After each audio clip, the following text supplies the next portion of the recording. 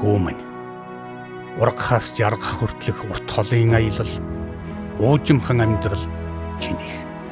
Энд чи эр хүн бол зүгээр нэг ирээгүй.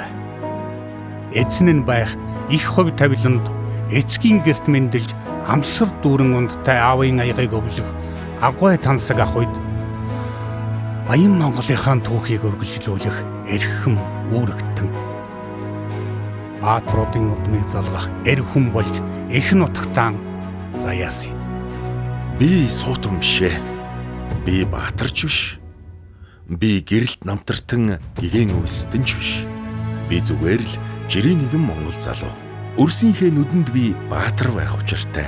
Үгэндээ багтаж үнэн явж амьдрах үүрэгтэй. Өөрийнхөө төлөө биш, өрхийнхөө төлөө хичээх нь Монгол эр хүний үрдэс ахих эрхэм чанар мөн билээ. Нас минь балчир боловч би бүгдийг хардаг, бас ойлгодог. Өвөөгөө тэнгэр чимээгүйхэн сүсгэлдгийг өвдөгтөөж яй гэж дуурдгийг үгээрээ биш үйлдэлээрээ надад өдөр бүр үлгэр дүүрэл болтгийг би ажигладаг.